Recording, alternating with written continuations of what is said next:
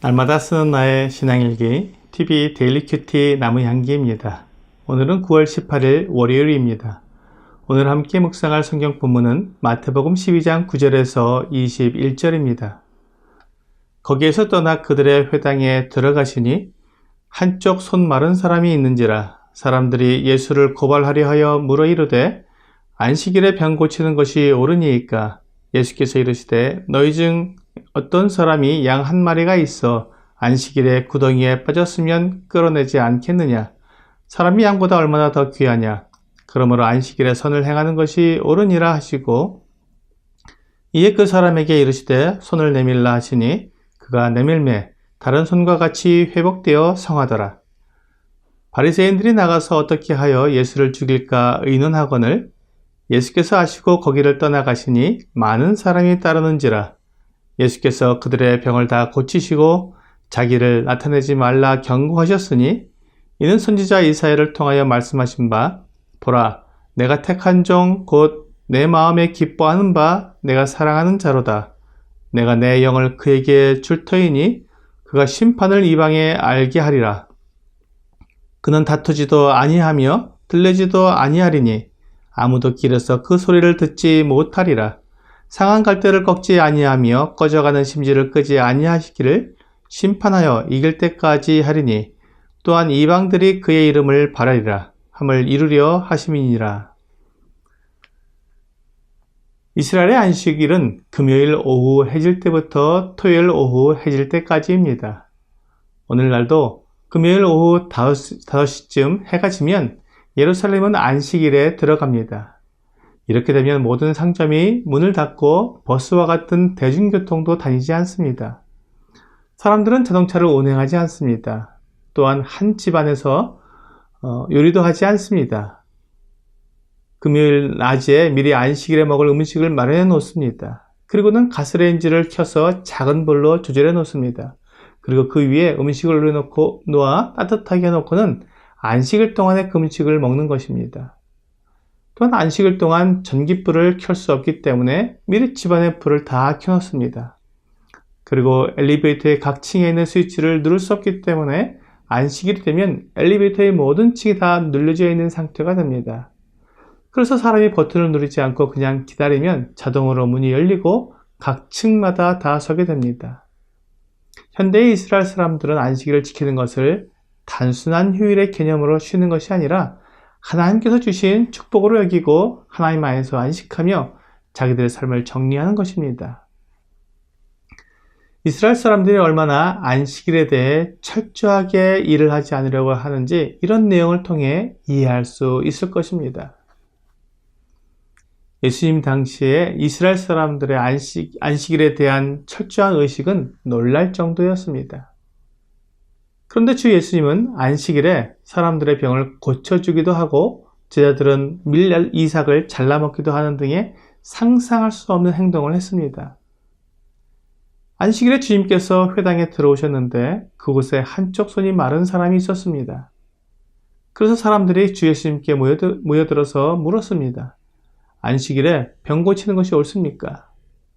그들이 이렇게 물은 것은 정확히 알고 싶어서 물은 것이 아니라 주 예수님이 정말로 옳지 않은 일을 하는지 보려고 물은 것입니다. 주님께서는 그들의 의도를 아셨지만 그들의 질문에 대답해 주셨습니다. 너희 중에 어떤 사람이 양 한 마리가 있어 안식일에 구덩이에 빠졌으면 끌어내지 않겠느냐? 사람이 양보다 얼마나 더 귀하냐? 그러므로 안식일에 선을 행하는 것이 옳으니라. 사실 이스라엘 백성들이 일을 하지 않는다고 해도 양이 구덩이에 빠지게 되면 양을 건져냅니다. 그것은 매우 힘든 노동임에도 그것을 안식일을 범하는 일이라고 여기지 않습니다. 구덩이에 빠진 양을 그대로 두면 죽게 되니까 건져내는 것입니다.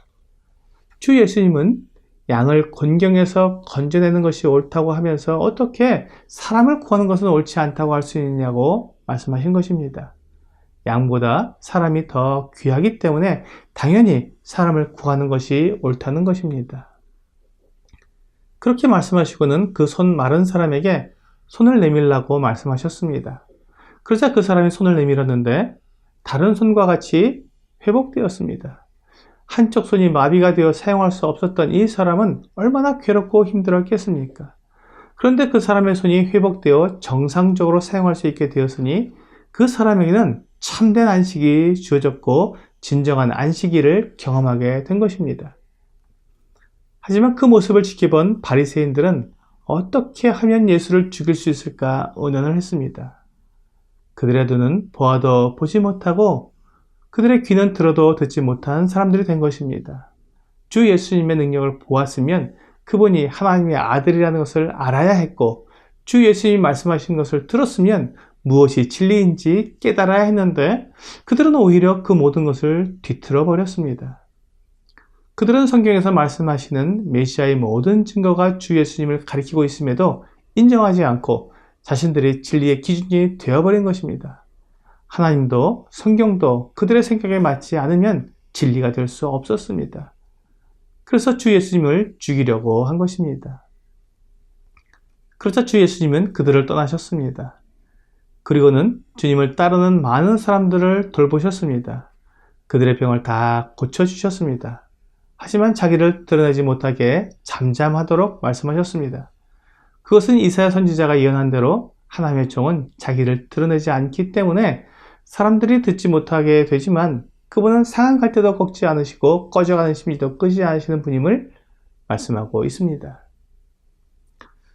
이제 주 예수님은 이스라엘에게 버림을 받고 오히려 이방이 주 예수님을 바라게 된다는 말씀을 하신 것입니다. 주 예수님은 이스라엘의 구원자이실 뿐만 아니라 이방 민족의 구원자가 되시는 것을 알 수 있습니다. 하나님은 이스라엘의 하나님뿐만 아니라 이방인의 하나님도 되십니다.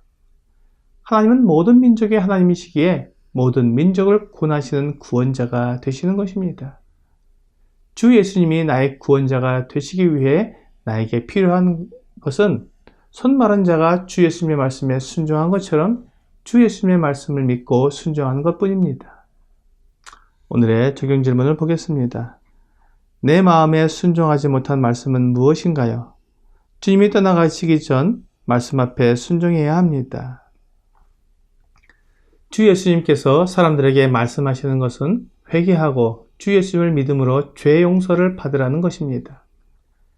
만일 이 놀라운 은혜의 말씀을 믿지 않고 거부하며 바리새인들처럼 내 생각에 빠져서 하나님의 구원의 복음을 순종하지 않으면 주님께서 그들을 떠날 수밖에 없습니다. 오늘 주 예수님께서 하나님의 아들이시며 나를 구원하시는 구원자이심을 믿고 주 예수님 앞에 나의 모든 죄를 회개하여 죄사함을 받게 되기를 주 예수님의 이름으로 기도합니다.